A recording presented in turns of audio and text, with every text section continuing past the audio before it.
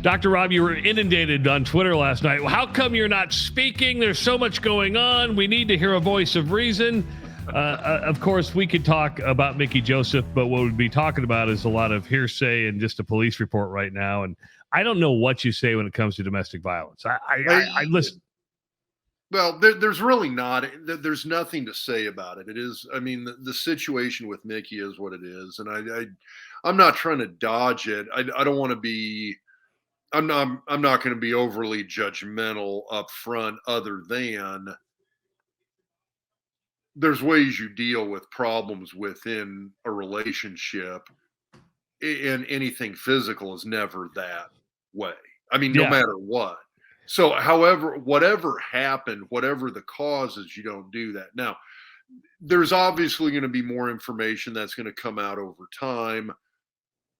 It's hard to really have a fair discussion about this until you do have all the information. And so it's one of these things where I'm heartbroken for Mickey. I'm heartbroken for his family. And when I say I'm heartbroken, I mean that in the sense of whatever he did, however wrong it is, that in and of itself is heartbreaking.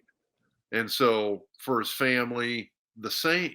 It's a horrific situation for everybody. And from a fan standpoint, from somebody that had played with Mickey, I'm hoping for the best for all parties involved. But beyond that, it's really, I mean, it's an incredibly shitty situation that I hope nobody ever finds themselves in, but obviously, I tell you what, I grew up in a family with domestic violence, so I'm no stranger to it. I know it well.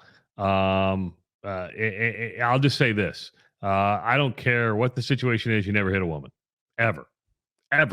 Right? You don't hit anybody. You never make it physical. Yeah, and that's. I know there's people out there saying, "Don't just wait till all the facts come out," and I can appreciate that. You are innocent until proven guilty. I understand that, but sometimes when you're too close to the situation, or somebody, it changes your feelings about an entire situation, and the hypocrisy that runs rampant, even in the journalism world or even fan world, right? Because if this happens to somebody at Florida or Miami, we're quick to judge. Oh my God, kick him off the team. When it happens to one of your own, you're like, well, let's just back up and punt, right? And we're all guilty of it. And because when you're not close to the situation, it's easy to have an opinion. When you're close to the situation, sometimes your judgment can be a little clouded.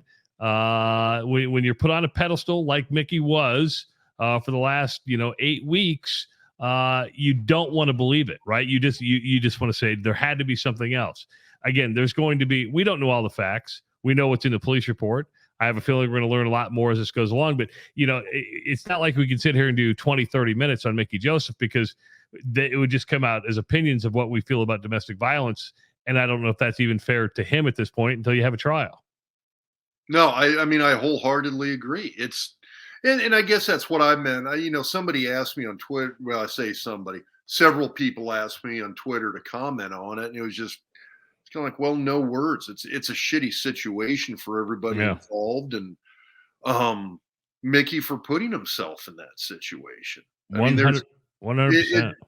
I mean, at the very least, I mean, from what we know now from the police report, it's at the very least, he put himself in a situation to be where he's at. So if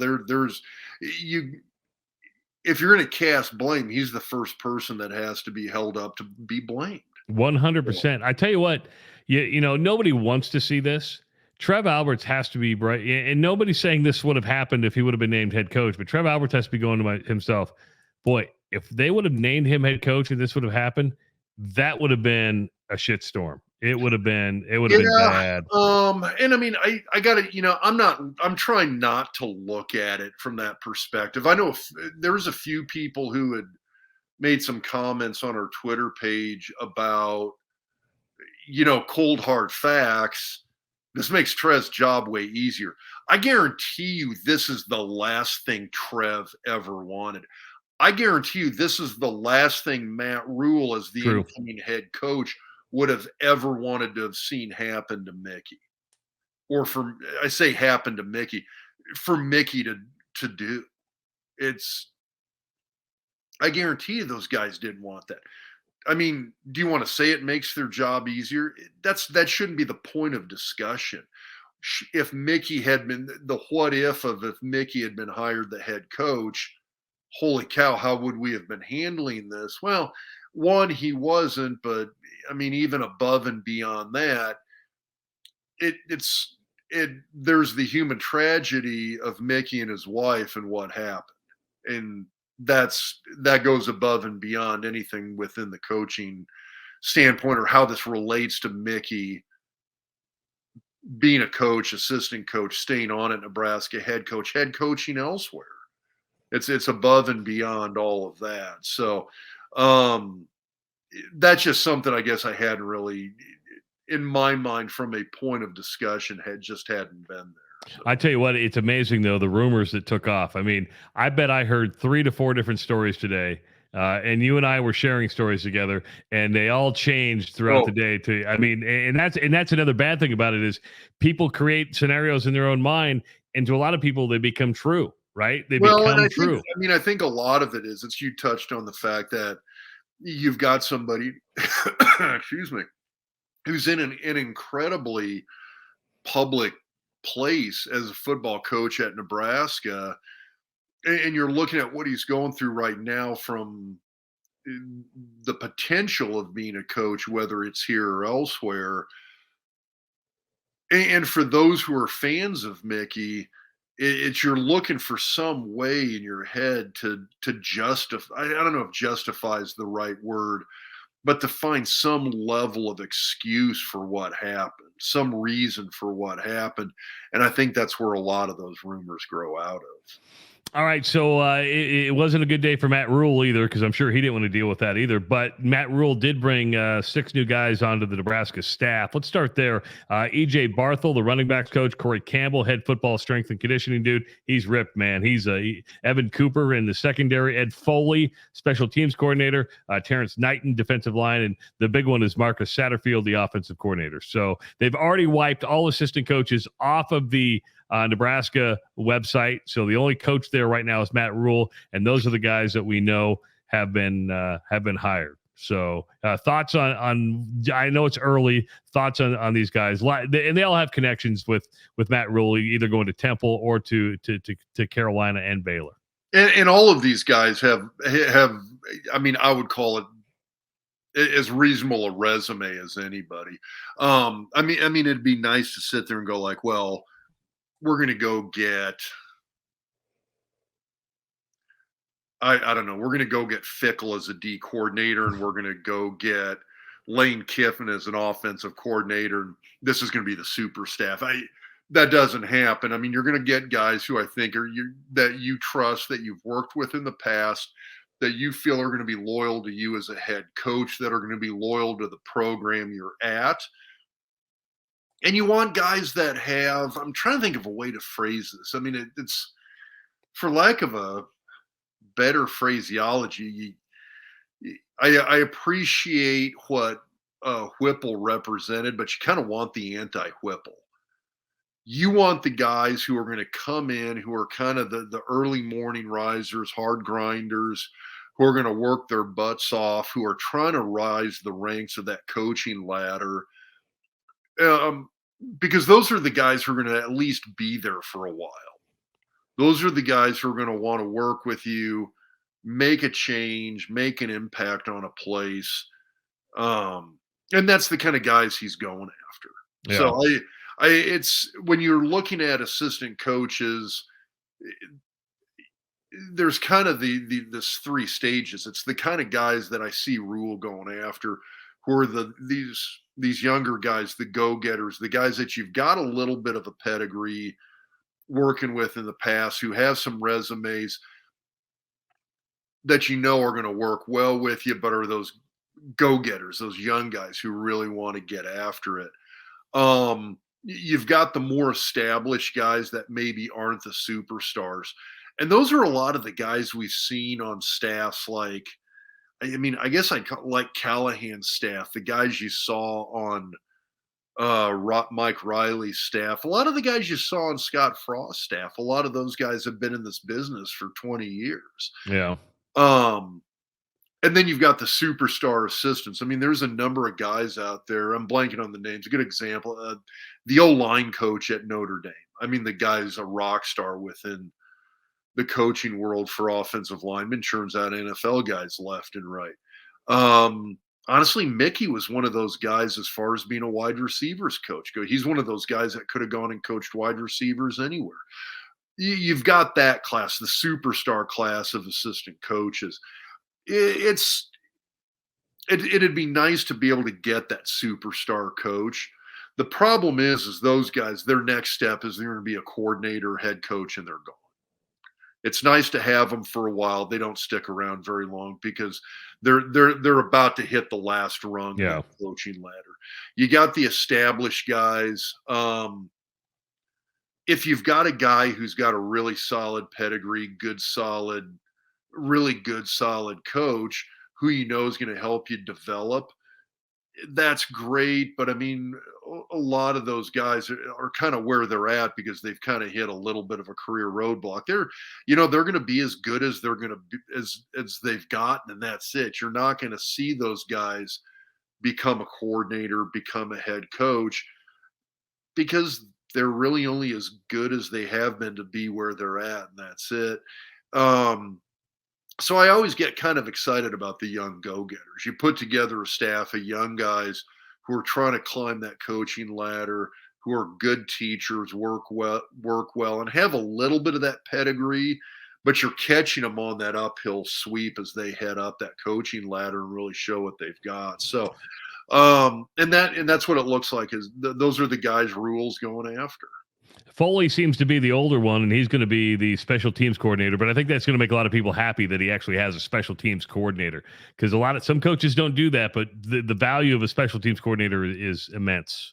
No, and I agree with that. I mean, you look at what Nebraska did this year, where you brought in Bill Bush, a guy who's got a pretty good, damn good history as a special teams guy, and the difference it made. I mean, that was the most consistent product we saw in the field out of Nebraska this year was the special teams. So you got a guy who does that. You make that kind of dedication to that part of the game. I mean, it says a little bit about what your philosophy is as a head coach when you bring on a guy just to do that, just to be the special teams coordinator. I think it's safe to say now that Mickey's in trouble, at least a little bit of trouble, it's going to take a while to get out of this, that I don't think there's going to be any assistants retained. Would you agree with that? 100%. I don't think anybody is. There's some guys. Obviously Mickey was somebody that I think would have been of value to the program. Bill Bush, maybe Sean Beckton. I thought Applewhite. Those guys are really solid. Now, guys like Bill Bush, Applewhite, and Beckton, those are guys that they're kind of commodities within the coaching world. They're guys who have a good pedigree. They've got a lot of respect nationally within the coaching community, and they're going to land on their feet. I don't have any doubt about that. And they're going to be making hundreds of thousands of dollars a year. It's tough to have to move. It's tough to have to go through this. It's something you sign on for as a football coach. A friend asked me the other day, they were like, hey, have you ever, I mean, in the past, obviously thought about being a coach? And the line I came back with was like, hell no, I don't need that kind of stress in my life. And it's true. There is a lot of stress. You're moving around. You're moving your family. That's tough to do. It really, really is. These guys do get well compensated for it in this day and age. A low-paid Division I coach, assistant level, is making a few $100,000 a year. Most people are going to take that with a big smile on their face. 100%. So those guys, I mean, like the Becktons and the Bill Bushes and the Applewhites, those guys are going to land on their feet with very good positions somewhere. Now, it kind of goes back. We touched on this a little bit on the Monday Night Live show that we did. You know, the other thing that I think people really, really need to wrap their head around when it comes to these assistant coaches at Nebraska and the fact that some of these guys you like, I mean, Bill Bush has a long history with Nebraska. He was a grad assistant when I was playing. He's been He's been there multiple stops. He spent a lot of time, and he's got a lot of sweat investment with Nebraska. And I've got a ton of respect for people like that. At the same time, if I'm Bill Bush, if I'm a non-domestic abuser, Mickey Joseph, if I'm an Applewhite, I don't want the job if it comes with a string attached, in the sense of, well, I'm on staff because Trev told the new guy he has to keep me on his staff. I want to be on the staff because Matt Rhule looked at me and said, like, hey, I know who you are. I know the body of work you've done. You're my first choice for this position, coach. Are you willing to stay? That, if I'm an assistant coach, that's why I'd want to stay. Yeah. If it was one of these deals where Trev Alberts came to me and was like, hey, I'm going to tell Matt Rhule he's got to keep you on board. If he's okay with that, are you willing to stay? I'm going to be like, yeah, no, I don't want to do that. I don't. If Matt wants me, Matt can have me, but it's otherwise, if I'm an assistant coach, I want to go someplace where I feel like somebody's going to look at me and go like, hey, I'm going to bring you here because your body of work says you'll be a good fit here and you'll do well. So there are few things that disrupt the chemistry of a staff than that. And I think you cannot underestimate the importance of that chemistry on a coaching staff. I mean, those guys got to be able to work together. They've got to have a good feel for each other. They've got to have a belief in each other as a cohesive unit. And if you don't have that, things don't work well. They just don't. I mean, you'll see that translated to the performance on the field through the players. Players pick up on that stuff really, really, really easily. I haven't been on a lot of staffs where there were some internal rifts on the staff, but I had been with a few, and it was at the NFL level, and it showed in the product on the field. There's no way to avoid that. So with new assistant coaches coming in, of course, players have developed a relationship with their old assistant coaches, and with the portal the way it is now, coming and going is going to be a lot easier. I guarantee we featured him a couple of weeks ago on the diagnosis brought to you by Citrus Federal Credit Union. Ernest Hausman has entered the transfer portal. That's a pretty big loss, man. You liked him a lot. I did. He's a kid that I thought had tremendous upside. Incredibly, incredibly good athlete. I mean, we talked about, his closing speed as a linebacker is pretty impressive. The kid's got some track speed, that's for sure, and it shows up on the field. He can hit. He played kind of essentially was sort of a pseudo starter for a big chunk of the year, and a lot of that was due to injuries with Luke Reimers and Nick Henricks. But it's a kid. He's a kid with a ton of upside. I think you've got multiple things going on here. I mean, one, you've got Henricks coming back. He's going to come back from the injury, and he's going to be a really key player on this team. Are you going to come back and have to be forced to back up Nick Henricks again? And that would be a tough spot for Hausman to be in. The other thing is all the coaches that recruited him, signed him, brought him to Nebraska are gone. Now, here's the other thing. That doesn't mean he is truly gone. I think for a lot of these guys, if it's a situation of where they're sitting here and they're going, okay, listen, I don't know who the new guy is going to be. I don't know who the new boss is going to be. There is a little bit of a window here that I think these guys at least want to get their name out there. But you give up your scholarship at that point. I think Matt Rhule can go fill that scholarship if he wants. If you've entered the transfer portal, you can get replaced. And if there's not any room for you when you come back, that's your own fault. And I understand that, but at the very least, as a player, if you think it's an option, you may want to exercise that option and just have that foot half out the door if it is something you're thinking about. Now, and again, my hope would be is that Rhule takes a look at him and has a sit down and says, okay, let's re-recruit him. But and that's something that I think a lot of coaches, the reality of the transfer portal is that there has to be some degree of a little bit of ongoing recruitment of your own players to buy in. Now, especially when you have a coaching change here, this is so completely not out of the ordinary. This is the real world. When you have a coaching change like this, you're going to see a bunch of guys. Now, here's the other thing. The guys we're going to talk about tonight, these aren't going to be the last. No, you're right. You're going to see a number of guys jump in the transfer portal. Guess what else? There's going to be a bunch of guys that come into Nebraska that we're going to be sitting around going like, wait, who's this guy? Where'd he come from? You're going to see an influx of transfer portal guys. So you mentioned Hausman, DeColdis Crawford, who had the best NIA. What's SOS Heating and Cooling going to do? I mean, they had DeColdis Crawford, and now DeColdis is into the transfer portal, and Brant Banks as well. So your thoughts on those two? On Brant Banks, I'm a little. He's one of those guys that I thought was actually a very, very good athlete. He really is. The guy's a very athletic offensive lineman.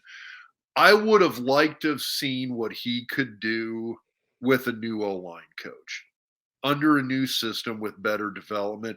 I'll be curious to see where Banks ends up at, because not staying makes me think that he feels he's not going to beat any of the current guys. Yeah. Now, I mean, it's kind of one of those. I'm also sitting here going like, I don't know, buddy. You're pretty athletic. I think with the right coaching, you could make some moves on that current offensive line.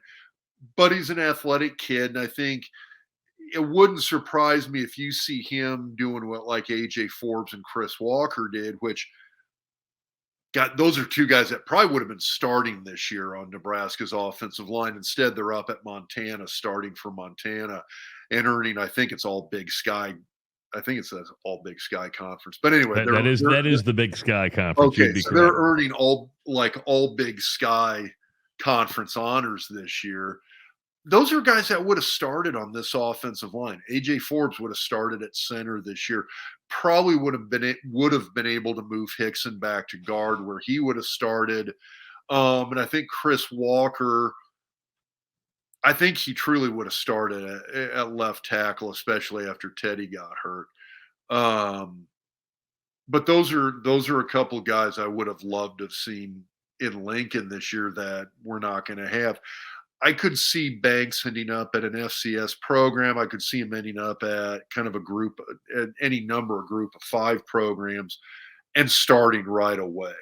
I think he's a guy that would have been maybe a little bit of a development project for a new O-line coach. But I think over the next year, he would have had a fairly high ceiling. So that's that one I'm a little bummed about. The coldest, it's hard, man. That's a hard one to evaluate because you haven't seen him. Yeah. I mean, you haven't seen him play. I don't go down to practices. You got a guy who is a really highly ranked recruit. The guys who recruited him, the guys that he had those ties to are gone. You're not going to have Mickey.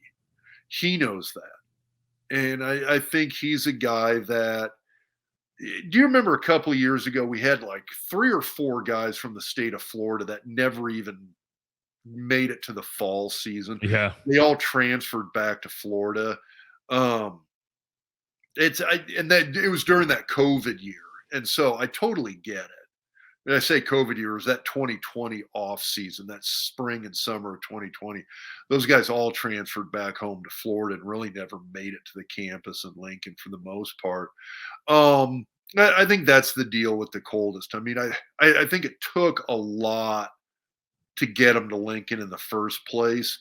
And now all of a sudden, all those people who he formed those relationships are gone. Yep. I get you've got Matt Rhule, who's got a great track record in college football, but that's one of those things where it's not his people. It's not the people who kind of had to pry him with a crowbar out of Louisiana. I thought he was Louisiana, but get him out of Louisiana to come up to Nebraska.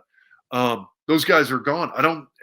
I think if it's not those people that he had those really well-defined relationships with, I think his logic was, listen, the only other thing that I wanted that he wanted to play for was to be near family, warm weather, and back in his home state. And like I said, it took a lot to get him here in the first place in terms of building those relationships. Without that, he's gone. He's back home. Real quickly, as we wrap things up, Keegan Johnson has decided to transfer out of the University of Iowa. Of course, Cluster Johnson's son, who played at Nebraska. I would be surprised. I talked to Cluster a little bit today. We didn't get into much about where he might end up. I don't think Nebraska is a landing spot for Keegan, because I don't know if Nebraska is going to feature the wide receiver like Keegan wants to be featured, and maybe like Cluster wants him to be featured. Well, they'd feature it more than Iowa did. True. Well, that's not hard. I mean, you can look at that. You can almost say it's part of it's how he's going to be featured. Part of it's sort of you look at Keegan's statement, and it's sort of one of those like, tell me Brian Ferentz is still going to be the O coordinator without telling me Brian Ferentz is going to be the O coordinator. And, they featured him a lot last year as a freshman. It's hard to say anything, but when you go through a year where you're injured, you just become frustrated. You probably didn't like what the training table was doing, and I think there became some accusations of Keegan didn't want to play, to the training team wasn't doing its job. And it'd just be interesting to see where he ends up. If he goes to a pass happy team, say he ends up at Oklahoma, say he ends up at USC, he's talented enough. He's big enough. He's really good yards after contact. You get him in the open field, he's pretty darn dangerous. But it'll be interesting to see if he ends up at Nebraska and how much they actually go after him. But hey, I would love to see him in Lincoln. The fact of the matter is, there's a lot of kids that just don't have that tie to Nebraska. Yeah. I mean, Keegan's strongest tie to Nebraska is his dad. Yep. That's it. There's no winning tradition. There's no continuity of coaching staff. It's like as happy as I am that Nebraska beat Iowa, it's 1-7 over the past 8 years against Iowa. I mean, this is the first time you've got high school recruits looking at Nebraska and going, "Oh, they beat Iowa this year. That's new." Haven't seen that since 4th grade. So I mean that's a tough thing. I mean, it really is to overcome from a recruiting standpoint. Keegan's only tie is his dad. True. And I know Cluster. I mean, for a lot of us, it's one of those.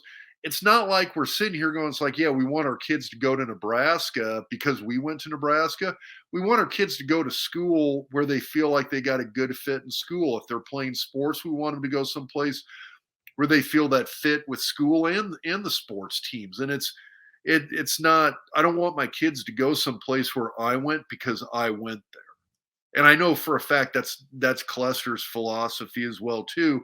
So there's not going to be that draw to Nebraska that I think Nebraska fans might hope. Now, would I love to see Keegan in Lincoln? As a Nebraska fan, yes, I would. As a former player there, yeah. As a father, I'm sitting here going like, yeah, no, I hope he finds a great spot where he has a great relationship with the other players and the coaching staff and feels like he can perform the best as a player. Makes a lot of sense. Hey, I'm wearing my Sorry Dave t-shirt, and he's wearing the Die Hard is a Christmas Movie t-shirt. You can get these t-shirts, and they're uber comfortable. Oh, my God, are they comfortable. This is still the softest damn shirt ever. Click the link in the description, and we're going to keep the shirt store open through the holiday season. We'll probably shut it down after that. So December is going to be the only time you're going to be able to get these shirts. So go click on one, get one for a friend. Sorry, Dave means that you said the F-bomb, and we've got some other ones up there as well. So, Dr. Rob, it's always good catching up. Just to let everybody know, you're not going to see any content out of us for about 2 weeks, okay? Because I'm going to go disappear for a little bit. I need to get some R&R.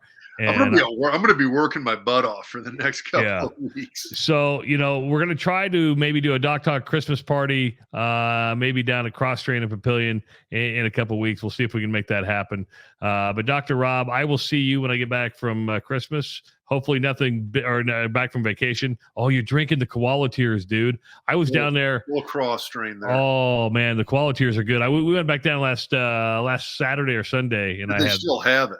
Oh, yeah. Not in the cans. Cans are gone, but they still had it on tap. So, nice. Yes. So I'm going to go on vacation. We'll be back in a couple of weeks with, we'll start producing some more content, start doing some more podcasting and some videos and all sorts of good stuff. Dr. Rob, have fun in surgery. Okay. Absolutely. Yeah. Reach out on Twitter. I mean, I get like these little 5-10 minute breaks scattered throughout the day where I'll try to answer some questions and make some commentary on stuff. And at Doc Talk Sports is where you follow Dr. Rob. You can follow me at Travis Creates. Dr. Rob, thanks so much. We'll see you in a couple weeks. And make sure if you haven't missed any episodes, go back and listen to the Doc Talk podcast presented by Betfred Sports. Merry Christmas.